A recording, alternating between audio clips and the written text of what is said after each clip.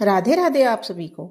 आज हम सुनेंगे भाई दूज की कहानी नंबर 1। जो पहली कहानी सुनी जाती है। एक डोकरी थी, उसका बेटा गाय चराता था। दूज के दिन गाय की ग्वाड़ी मांगने गया। जहां भी गया सभी ने कहा दूज पूज रहे हैं, कल आना। उस लड़के ने पूछा, यह दूज क्यों पूछते हैं? तो उन्होंने कहा, बहन अपने भाई की लंबी उम्र की कामना के लिए दूज पूछती है। अब वह घर गया और माँ से बोला, माँ मेरी बहन है क्या? तो माँ बोली, है तो सही, लेकिन छोटी उम्र में ही ब्याह हो गया। भैया बोला, माँ हाथ के इशारे से बता दे, मैं चला जाऊंगा। माँ ने हाथ का इशारा किया और वह चल दिया। चलते चलते बहन के घर पहुंच गया। बहन चरखा काट रही थी। भैया जाकर खड़ा हो गया। बहन ना तो भैया से मिली और ना घर में अंदर आने के लिए कहा।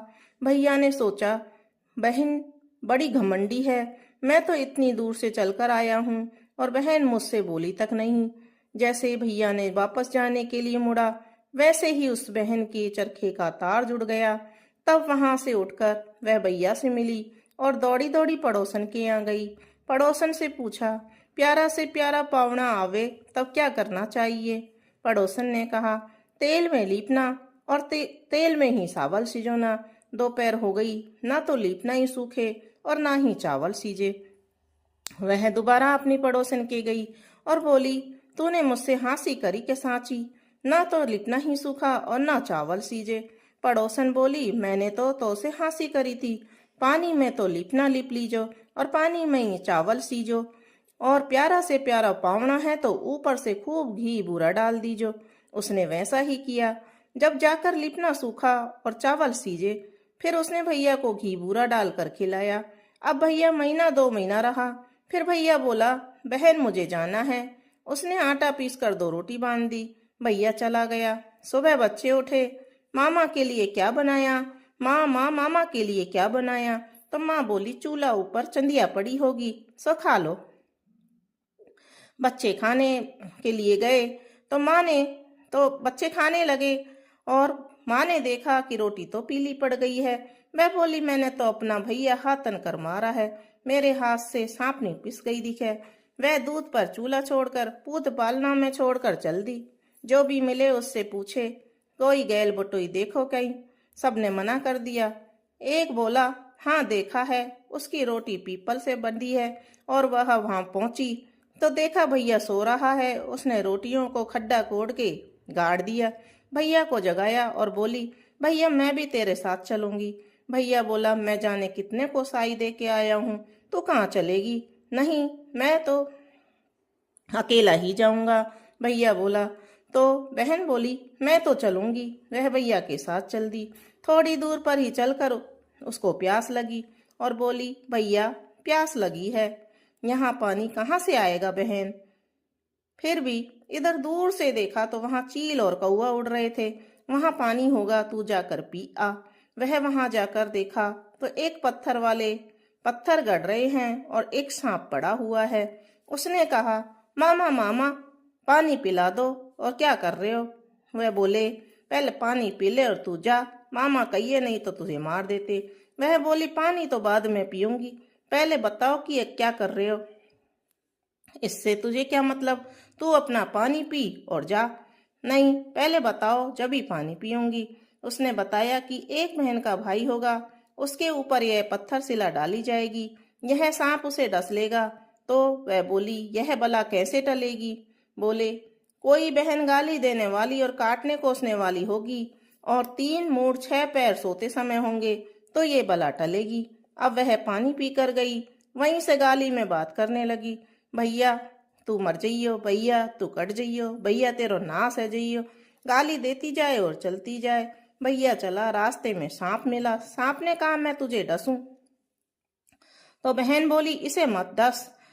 सांप को उसने दूध का प्याला रख दिया। आगे नदी मिली, नदी को जो डाल दिए और आगे चले तो नहार मिल गया। नहार को उन्होंने घास का पूड़ा डाल दिया और भैया बहन घर पहुंच गए।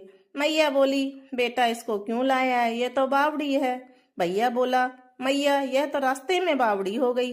और वह दिन रात भैया को गाली देवे। अब तो उसकी सगाई आई तो सबने कहा बहन तो बहुत सुसोनी आई है। सो भैया की सगाई आ गई। शादी रूपी शादी से 7 दिन पहले वह धोबी के घर गोबर कूपड़ा करने गई जाने लगी। जब 3-4 दिन हो गए तो धोबिन अपनी बहुओं से बोली, पहले तो गोबर का जूड़ा करने के लिए तुम लड़ती थी और अब तो चुपचाप गोबर का जूड़ा हो जाता है। बहुओं ने कहा, हमने तो गोबर का जूड़ा नहीं किया। धोबिन बोली, हमसे भी नीचा कौन है जो हमारे यहाँ सफाई कर जाता है। तो वह रात को उंगली चीर कर बैठ गई। सुबह 4 बजे वह आई और धोबिन ने उसका हाथ पकड़ लिया। बोली, तू कौन है? तो वह बोली, आज से मैं और तू भाई ली है, ठीक है ना? मैंने तेरे गोबर का जूड़े साफ किए हैं तो तू मुझे भाईली बना ले। भैया की शादी हुई। फेरों पर बहन बोली, जूती पहनकर बैठ। सभी ने कहा, जूती खोलकर ही फेरे पड़ते हैं। दूल्हा जूता खोलकर फेरों पर बैठ गया।